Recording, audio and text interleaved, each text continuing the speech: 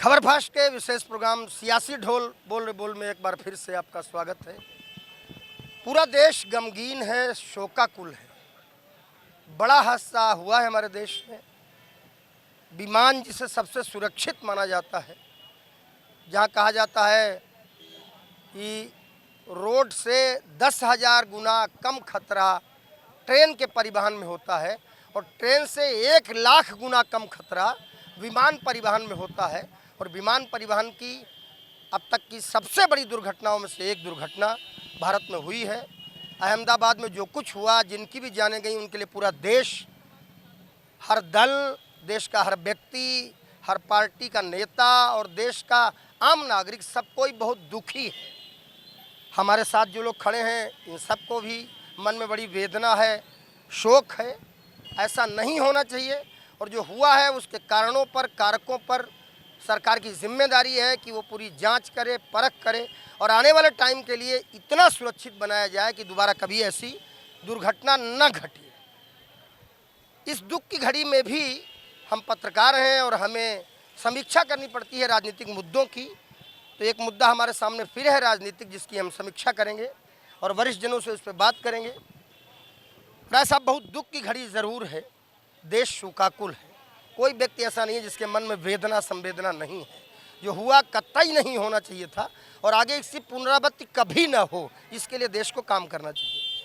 लेकिन बावजूद इसके पत्रकारिता धर्म निभाते हुए हम एक मुद्दे पर आपसे बात करने आए हैं और मुद्दा है स्वामी प्रसाद मौर्य। 9 दलों को मिलाकर, अब दलों का नाम तक हमको अभी पता नहीं है ठीक से, तो हम उसका नाम क्या लेंगे, हमें लगता है आपको भी ठीक से पता नहीं होगा। लेकिन 9 पार्टियों को मिलाकर स्वामी प्रसाद मौर्य ने लोक मोर्चा नाम से एक मोर्चे का गठन किया है और खुद को मुख्यमंत्री का कैंडिडेट घोषित करा लिया है। क्या कहेंगे अपने अनुभव से? देखिए, विशेषकर पहला सवाल जो हमारे लोग गुजरात में मारे गए हैं, मरे हैं उस फ्लाइट दुर्घटना में, मैं उनके और उनके परिवार के प्रति संवेदना व्यक्त करता हूँ। ईश्वर से कामना भी करता हूँ, अनुरोध भी करता हूँ कि आप जो है उनको अपने चरणों में स्थान दें। रह गया मौर्य जी का मोर्चा, मुख्यमंत्री का पद की घोषणा, ये दोनों देखिए, दोनों बड़ा इम्पोर्टेंट लग रहा है। लेकिन सवाल यह है कि अच्छा सपना देखना हर व्यक्ति का अधिकार है, स्वतः का समझ भी है, स्वतः का उनका सपना साकार करने में उनका प्रयत्नशीलता को मैं बधाई देता हूं कि उन्होंने एक मोर्चा बनाया। अब मोर्चा को के रूप में एक संयुक्त प्रेस कॉन्फ्रेंस के माध्यम से या प्रेस विज्ञप्ति के माध्यम से मैं जो आपके चैनल पर ये जो शब्द सुना, तो मैं खुद, हम लोग भी राजनीतिक क्षेत्र में 37 साल रहे हैं। हम कभी दुकान नहीं चलाए, कोई ठेकेदारी नहीं की, कोई व्यवसाय नहीं किया। सुबह से शाम तक मैं सड़क पर रहा, सड़क के आवाम की वेदना को समझा, उसकी आवश्यकता को समझा, उसके सिस्टम को समझा, सरकार के सिस्टम को समझा, आवाम की आवश्यकता को समझा और उस आवश्यकता में बेहतरीन के लिए। उस पूरे अनुभव से स्वामी प्रसाद मौर्य एज मुख्यमंत्री कैंडिडेट लोक मोर्चा कहाँ समझते हैं आप? अब देखिए, सबसे बड़ी बात है कि जो लोक मोर्चा में, तो पहले तो अभी दल का नाम ही क्लियर मैं नहीं जानता, मुझे याद नहीं है, ठीक से याद करूंगा मैं आगे। तो सबसे बड़ी बात है कि जब दल का ही नाम नहीं, 9 की संख्या कोट हो गई, लाल स्याही से घेर दी गई और लाल स्याही से जो घेराबंदी हुई, उसका एक ईश्वर स्वर निकला कि इस बार स्वामी प्रसाद मौर्य ही उत्तर प्रदेश का मुख्यमंत्री, अगर मोर्चे की सरकार बनती है तो स्वामी प्रसाद मौर्य जो है मुख्यमंत्री होंगे, स्वामी प्रसाद मौर्य। तो अब कहने का मेरा मतलब अब ये है कि अच्छा सपना तो देखना सबको अधिकार है, स्वामी जी देख रहे हैं। लेकिन एक बात है कि हर व्यक्ति को सपना अपनी क्षमता के परिधि में, अपने अंतः पॉलिटिकल एनालिसिस के परिधि में होना चाहिए, अपने कौशल पर होना चाहिए। लेकिन गारंटी इस बात का कैसे दी जा सकती है कि स्वामी प्रसाद मौर्य खुद ही चुनाव जीतेंगे अथवा नहीं? पूछ लेते हैं। स्वामी प्रसाद मौर्य 9 दलों का एक मोर्चा बनाते हैं, लोक मोर्चा उसका नाम रखते हैं और खुद को मुख्यमंत्री कैंडिडेट घोषित कर देते हैं। पिछले लंबे समय से उनके परिवार में कोई किसी पद पर नहीं है, वो खुद भी नहीं है। बहुजन समाज पार्टी से मायावती के वोटों के आधार पर वो चुनाव जीते, हारे भी, और उसके बाद मंत्री बने वहाँ। उसके बाद भारतीय जनता पार्टी में आ गए, यहाँ आकर यहाँ भी मंत्री बने, फिर यहाँ से भागे समाजवादी पार्टी में गए, वहाँ एमएलसी बने, और फिर उसके बाद बला बला बला उनका सारा नाटक ड्रामा देखा लोगों ने। बयान वीर का नाम उनको दे दिया गया। अब अचानक धरातल पे पैर हो न हो, बस सीधे आसमान की स्वामी प्रसाद मौर्य ने 9 मोर्चों का, 9 दलों का एक मोर्चा बनाया, लोक मोर्चा उसका नाम रखा। अब दलों के नाम भाई हमें भी याद नहीं, टाइम लगेगा याद करने में। हाँ, अभी जल्दी है। और एक प्रेस वार्ता करके खुद को मुख्यमंत्री कैंडिडेट घोषित कर दिया कि स्वामी प्रसाद मौर्य मुख्यमंत्री बनेंगे, लोक मोर्चा की सरकार। अरे तो भैया वो पिछड़ी समाज से आते हैं और मुख्यमंत्री उनको बनाना है, अब वो खुद ही मुख्यमंत्री बन जाते हैं। उनको जनता के वोट से कोई मतलब नहीं है। अब मैं नहीं बोलूँगा क्योंकि भाई देखिए हम लोग भी उसी पार्टी में हैं, उनके बारे में ज़्यादा बोल नहीं सकता हूँ क्योंकि पार्टियों में तुरंत जो है ऑब्जेक्शन आ जाएगा। ये चीज़ गलत है।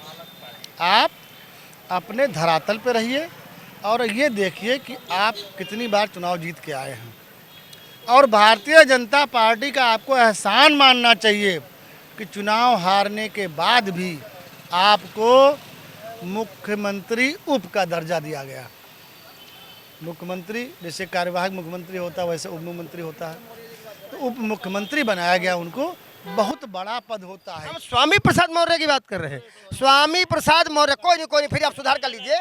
स्वामी प्रसाद मौर्य ने एक लोक मोर्चा बनाया है, उसमें 9 दलों, ऐसे दल जिनका नाम है हमको याद नहीं भाई कौन कौन है, टाइम लगेगा याद करने में। 9 दलों का कहा लोक मोर्चा है और स्वामी प्रसाद मौर्य इसके मुख्यमंत्री होंगे। स्वामी प्रसाद मौर्य मुख्यमंत्री। अब भाई पिछले समाज से आते हैं, पिछले समाज का ही वोट है केवल, सवर्ण का तो वोट है नहीं कोई, और सवर्ण की कोई गिनती तो है नहीं इस प्रदेश में। हमको लगता है कि भारत देश का जो उत्तर प्रदेश है, इस प्रदेश में सवर्ण का वोट कोई नहीं चाहता है, ना सपा चाहती है। अखिलेश यादव जी कहते हैं कि सवर्ण लोग दलितों को परेशान करते हैं, पिछड़ी जातियों को परेशान करते हैं।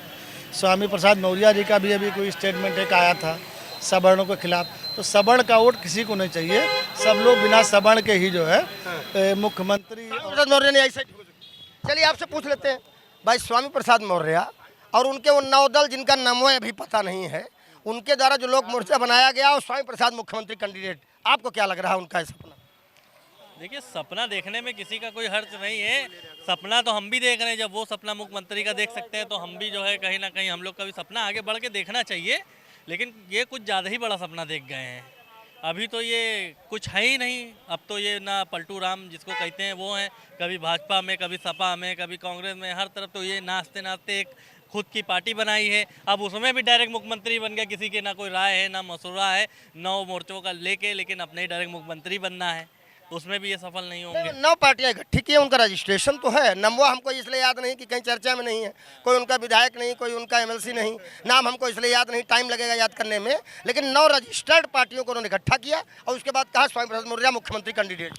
वो इसीलिए बोला गया है कि चर्चित में उठे, जैसे अभी आपने कहा ना कि चर्चा में वो नहीं है, ये ऐसा बयान दे दिया कि सब मीडिया अब उन्हीं को चर्चे में उठाए हुए हैं। चर्चा क्या? स्वामी प्रसाद मौर्य ने ये जो स्टंट खड़ा किया है एज मुख्यमंत्री कैंडिडेट, 9 ऐसी पार्टियां जिनका रजिस्ट्रेशन है, नाम तक हमें पता नहीं, तुम्हें भी शायद याद ना हो, उनको मिलाकर लोक मोर्चा बनाया और मुख्यमंत्री के कैंडिडेट अपने आप को घोषित कर दिया 27 चुनाव के लिए। आपको क्या लगता है स्वामी प्रसाद मौर्य का ये स्टंट क्या है?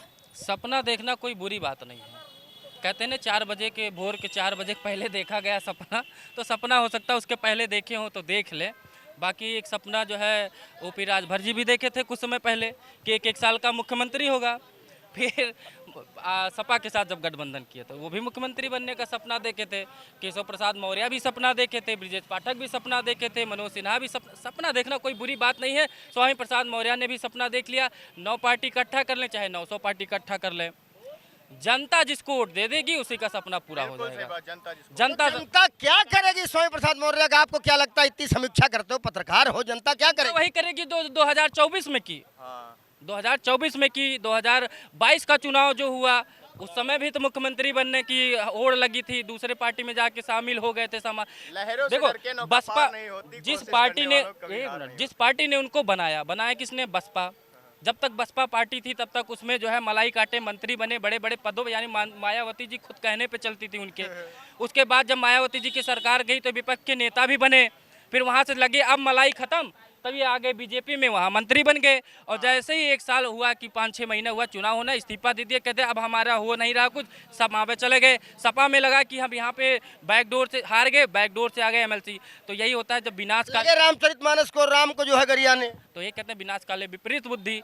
जब अर्ध ज्ञान यानी कि जो कहते हैं ना ज्ञान जब पूरा हो तभी बोलना चाहिए, अर्ध ज्ञान उससे भी ज़्यादा खतरनाक होता है। तो आधा रामचरित में जो बोले थे, ढोल गंवार शूद्र पसुनारी सकल ताड़ना के अधिकारी। रामचरितमानस लिखा किसमें गया है? अवधि में। अवधि में ताड़न शब्द का मतलब क्या होता है? जैसे हम लोग कहते हैं भाई ताड़ रहा है उसको, तो जब इनको शब्दों का ही ज्ञान नहीं है तो ये मुख्यमंत्री क्या बनेंगे? तुम बताओ। अभी जो योगी सरकार में स्वामी प्रसाद मौर्य जी कैबिनेट मंत्री थे ना, रिजाइन करके गए थे, समाजवादी पार्टी ज्वाइन किए, उसके बाद सपा भी शायद छोड़ दी, अपनी पार्टी बना ली। अब अगर तो क्या मान के चलेंगे उत्तर प्रदेश को 2027 को विधानसभा चुनाव स्वामी प्रसाद मौर्य योगी सरकार का होगा, अगर उन्होंने अलायंस करके 9 मोर्चों का गठबंधन बना लिया है, सीएम डिक्लेयर कर दिया है, और हमारे ऊंचाहार रायबरेली को विधायक भी रहे हैं, मौर्य वोट बैंक भी उनके पास, मायावती सरकार में योगी सरकार में कैबिनेट मंत्री रहे हैं। क्या लगता है बता दो? लगने का मतलब ये है कि हमें लग रहा है कि थर्ड पार्टी भी यूपी में, जिस भैंस और गाय में दूध होता वही लगती है। एक बात ध्यान रखना, लगने का मतलब नहीं कुछ भी लगा दोगे। हाँ, अब यूपी में भाजपा और सपा और उसके बाद ये लोक मोर्चा स्वामी प्रसाद मौर्य जी वाला त्रिकोणीय विपक्ष बन रहा है। त्रिकोणीय विपक्ष बन रहा है, ठीक है। आपसे पूछ लेते हैं, आपकी नज़र में स्वामी प्रसाद मौर्य और उनकी वो 9 पार्टियां जिनका नाम हुआ है, आपको भी नहीं पता होगा, मेरी गारंटी है नहीं पता होगा। उन्होंने 9 कोई दल जो रजिस्टर्ड है उनको इकट्ठा करके और कहा कि ये दल लोक मोर्चा है, लोक मोर्चा अब उत्तर प्रदेश में सरकार बनाएगा, उसके मुख्यमंत्री कैंडिडेट स्वामी प्रसाद मौर्य। दरअसल क्या है, जो आदमी राजनीति में आता है हर आदमी की इच्छा होती है मैं विधायक बनूं, विधायक के बाद इच्छा होती है मैं मंत्री बनूं, और मंत्री बनने के बाद इच्छा होती है मैं मुख्यमंत्री बनूं। अगर उन्होंने अपने आप को मुख्यमंत्री के तौर पर पेश किया तो इसमें मानवीय स्वभाव के हिसाब से कोई गलत काम नहीं किया। दूसरी बात ये आ रही कि ऐसे मोर्चे बनने चाहिए, मुख्यमंत्री पद के दावेदार ज़्यादा आने चाहिए, जनता के पास ज़्यादा विकल्प होंगे तो अच्छा मुख्यमंत्री चुन पाएगी। तीसरी बात है उसकी बारगेनिंग टैक्टिस है, सौदेबाजी की तरकीब है, और 9 पार्टी का मोर्चा बना के किसी पार्टी समझौता कर लेंगे और अपने लिए कुछ अच्छा अगर 2-4 सीटें ले लेंगे और उसमें एक विधायक तो बनी जाएंगे, उसके बाद उनका मंत्री पद का रास्ता सीधा हो जाएगा। उनका सीधा उद्देश्य ये है कि मैं विधायक बन जाऊँ और कोई मंत्री बन जाऊँ, ना कि मुख्यमंत्री बनकर उनका उद्देश्य नहीं है। ये अगर प्रेशर ग्रुप के तौर पर अगर उनकी एक चाल है। इन्होंने एक बहुत बढ़िया बात कही कि ये उनकी बार्गेनिंग टैक्टिस है, यानी सौदेबाजी की तरकीब है। जब इस प्रकार की बार्गेनिंग टैक्टिस और सौदेबाजी की तरकीब वो लगाएंगे तो 2-4 सीट कहीं पा जाएंगे, उसमें एक आध विधायक वो खुद बन ही जाएंगे। क्या आपको लगता है स्वामी प्रसाद मौर्य का ये इरादा है या कहीं वाकई कुछ गंभीर है? कोई गंभीर नहीं है। स्वामी प्रसाद मौर्य जी ने सारे हथगंडे जो है समाजवादी ने सबको सिखा दिया, दगेबाजी, ब्याहीपना, मक्कारी। ये लोग जो है वजन और भजन वाले हैं। वजन और भजन? वजन और भजन वाले क्या है वजन और भजन? ये लोग कोई सामाजिक और राजनीतिक नहीं है, ये परिवारवादी लोग हैं, जातिवादी लोग हैं। ये लोग सब जब से समाजवादी आई है तब से परिवारवाद, जातिवाद और जो है अपने परिवार को और अपनी जाति को बढ़ाओ और इकट्ठा सबका करो। स्वामी प्रसाद मौर्य जी अगर एक बड़े नेता हैं, एक ईमानदार नेता माने जाते हैं। यार उन्होंने मुख्यमंत्री कैंडिडेट घोषित किया है खुद को। अरे 2-4 सीटें भाई साहब ने कहा तो सही कहा, 2-4 सीटें अगर पा गई हैं तो हो सकते मंत्री बन गई हैं। जब इनकी बेटी को भारतीय जनता पार्टी ने सांसद बनाया, कैबिनेट मंत्री बनाया, जब कहा 15-85 की है लड़ाई और 15 में भी है बंटवारा, समाजवादी को भी बटोर के किनारे कराए और अपना जो खुद ही बटोरी भूमि पर हो गए। फिर भी समाजवादी पार्टी के राष्ट्रीय अध्यक्ष माननीय अखिलेश यादव ने उनको एमएलसी भी बनाया और राष्ट्रीय महासचिव भी बनवाया। और कहा कि तुम जो है जो हम वो कह तुम्हें लगता है ये जो उन्होंने 9 पार्टियों को इकट्ठा करके एक प्रेस वार्ता करके खुद को मुख्यमंत्री कैंडिडेट घोषित कर दिया, पार्टियों के नाम तो हमें पता नहीं क्योंकि पार्टियां नहीं है, उनके नाम याद नहीं हो रहे, तो स्वामी प्रसाद मौर्य का क्या है इरादा? स्वामी प्रसाद मौर्य जी का सही इरादा है, वो भाजपा के वफादार हैं और समाजवादी पार्टी का गद्दा खोद के दफन करने जा रहे हैं। स्वामी प्रसाद मौर्य को तो हम बधाई देते हैं।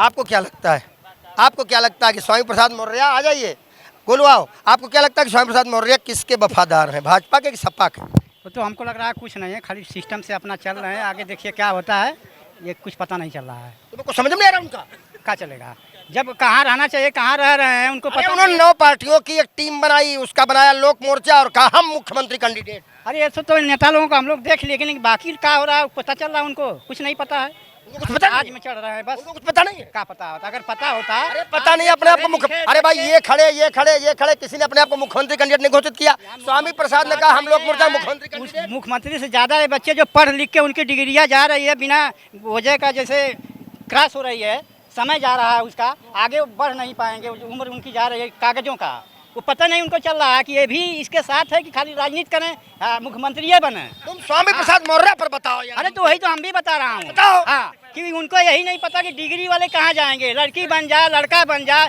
और रिश्तेदार बन जाए, और बाकी सब मौर्य थोड़ी हेलीकॉप्टर पर चढ़ेंगे।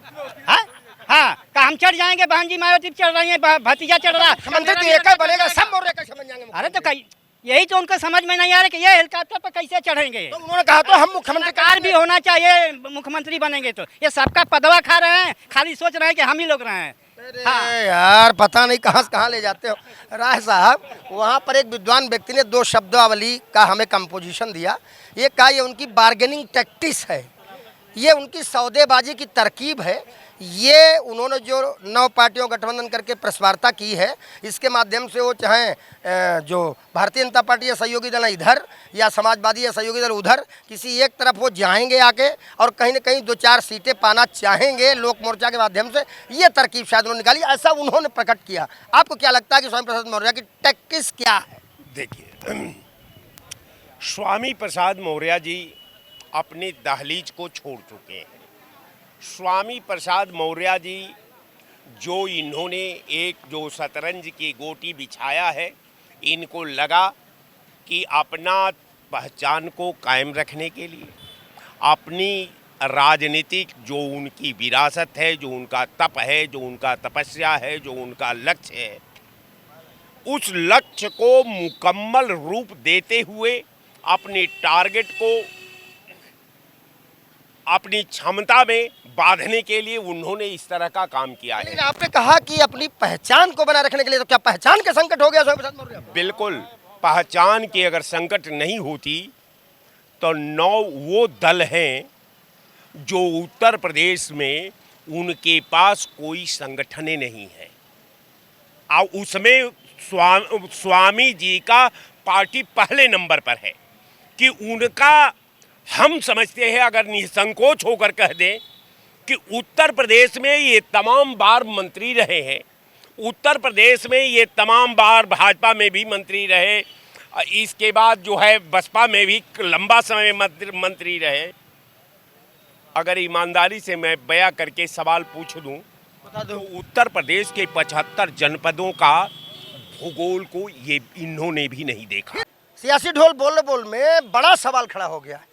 राय साहब करें पहचान का संकट है, पहचान का संकट बहुत बड़ा शब्द है। स्वामी प्रसाद मौर्य कैबिनेट मंत्री रहे हैं, बसपा में बड़े आंखों के तारे, बड़े लंबे चौड़े दुआरे वाले रहे हैं, और फिर भाजपा में आए, यहाँ भी मंत्री बन गए, समाजवादी पार्टी में भी पींगे बढ़ाने गए थे मौसम वैज्ञानिक बन के। अब वहाँ मौसम वैज्ञानिक का उनका फार्मूला कहीं ना कहीं कमजोर रह गया, तो स्वामी प्रसाद मौर्य को इसने हल्के में कैसे राय साहब आप लेंगे कि पहचान का? हम हल्के में नहीं लेते हैं, हम हल्के में उनको नहीं लेते हैं। मैं तो ये बताने का प्रयास कर रहा हूँ कि देखिए, स्वामी प्रसाद मौर्य का लक्ष्य का जो उन्होंने भूगोल लिखने का तैयारी की है, आधुनिक भारत से प्रेरित भूगोल, मुझे लगता है कि उन्होंने भूगोल के लेखनी से पहले असुरों का ही आशीर्वाद प्राप्त करने का उन्होंने प्रयास किया है, असुरों का आशीर्वाद। असुरों का आशीर्वाद। इसलिए कि मानस के लेखनी से पहले तुलसीदास जी ने भी कहा कि हे असुर महाराज, आप लोगों से मेरा हाथ जोड़ करके विनती है कि आप मानस के पुनीत लेखनी में आपसे सहयोग की अपेक्षा की जाती है। हे असुर महाराज जी, हे असुर महाराज जी, तो कहने का मेरा मैं मतलब, पूछ लेता हूँ, राय साहब कह रहे हैं कि तुलसीदास जी ने जब रामचरितमानस लिखी तो उन्होंने एक चौपाई लिखी, बहुरी बंद खल गन सति भाएं, जे बिनुकाज दाहिने बाएं, और परहित घृत जिनके मन माखी, जे परदोष लखई सह साखी। यानी उनका कहने का मतलब था कि अब मैं रामचरितमानस को प्रारंभ करने से पहले ऐसे दुष्टों की, ऐसे खलों की वंदना करता हूँ जो बिना मतलब से इधर उधर करते रहते हैं। जे परदोष लखई सहसाखी, जो पराई कमी को सहस्त्र नेत्रों से देखते हैं, और परहित घृत जिनके मन माखी। राय साहब ने उसको कोट किया और कहा उन्होंने भी असुर नीति अपना ली है स्वामी प्रसाद मौर्य ने, और कुछ नहीं है।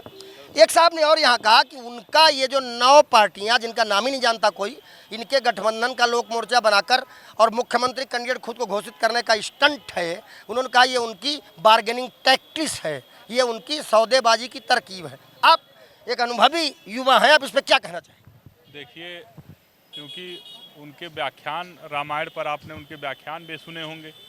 उनके व्याख्यान में कहीं न कहीं वो जाति व्याख्यान का उनको बयानवीर घोषित कर दिया था लोगों जो कुछ भी आप समझिए, लेकिन रामायण पर वो एक ज्ञान भी बांटते नजर आए थे इसके पहले। और वह धार्मिक और जातिगत उन्माद, मुझे नहीं लगता कि वो किसी क्रांति से निकल करके नेतागिरी में आए होंगे। किसी जातियों पर या तमाम पार्टियों में घूम करके तब वो राजनीति में पदार्पण उन्होंने किया होगा, मुझे जैसा मेरी जानकारी में है। अब बात रही इनके लोक मोर्चा की, तो लोक मोर्चा इस तरीके का जिसमें जो दगे हुए पटाखे हैं उनसे न देश की जनता न प्रदेश की जनता भरोसा कर सकती है। और वर्तमान की जो परिस्थितियां हैं, हर कोई अपने अस्तित्व के लिए कहीं न कहीं रास्ता तलाश, ये भी अस्तित्व का रास्ता तलाश रहे हैं। हाँ, तो कहीं न कहीं अपने अस्तित्व को उनको बचाए, अस्तित्व का संकट है। बिल्कुल संकट है। और मुझे लगता है अच्छा, कि वो दल जो है, वो पार्टियां जो है, उनका तो नमो ही नहीं जानती जनता अभी। जो इनकी जो पहचान रही है वो धार्मिक और जातिगत उन्माद फैलाने की पहचान रही है। मैं इसी जगह पर मैंने उनका पुतला फूंक करके इसका विरोध किया था। यानी जो असुर शब्द इस्तेमाल राय साहब ने किया, कहीं न कहीं आप भी वही कहना चाहते हैं। बिल्कुल, ये मैं इस बात से सहमत हूँ। और जहाँ तक बात है आज की नई पीढ़ियों का, कुछ प्रयोग नई पीढ़ियों द्वारा किया जा सकता है। बड़ा दुर्भाग्य का विषय है कि जो पुराने लोग हैं, जो भविष्य की बात तो करना चाहते हैं, लेकिन भविष्य का नींव कौन है इसको तय नहीं कर सकते हैं। तो मैं राय साहब की बात को भी कोट कर रहा हूं और ये भी कह रहा हूं कि वर्तमान की यदि दिशा दशा या कोई परिवर्तन की नींव रखी जा सकती है तो वह देश की नई पीढ़ी, युवा पीढ़ी रख सकती है। फिर लेकिन स्वामी प्रसाद मौर्य जैसे लोग अगर कहीं भी कोई मोर्चा बनाकर सीधे मुख्यमंत्री कैंडिडेट घोषित कर रहे हैं तो कुछ तो इनकी कोई टैक्टिस तो होगी। ये दगे हुए पटाखे हैं, यह अपने अस्तित्व की लड़ाई लड़ रहे हैं, यह जातिगत और उन्मादित रहे हैं। समाज इनको एक्सेप्ट नहीं करेगा, समाज एक्सेप्ट नहीं करेगा, इनका कहना है। आपको क्या लगता है कि क्या टैक्टिस होगी उनकी जिसके तहत उन्होंने ये आज प्रेस वार्ता की? देखिए, सबसे पहले आप हिंदू धर्म के भगवानों को सबको जो है उल्टा सीधा बयान दीजिए, उनको गाली बकिए, उनके धर्म को जो है सबसे पहले ठेस पहुंचाइए। सिर्फ हिंदू ही धर्म मिला इनको ठेस पहुंचाने के लिए, हिम्मत हो तो किसी और धर्म को बोल के देखें। काट नहीं देगा इनको, काट नहीं देगा ना, इसीलिए तो नहीं बोलते हैं ये। काट देगा ना, उसके पहले वही बोल रहे हैं। यही कहना चाहते हो ना?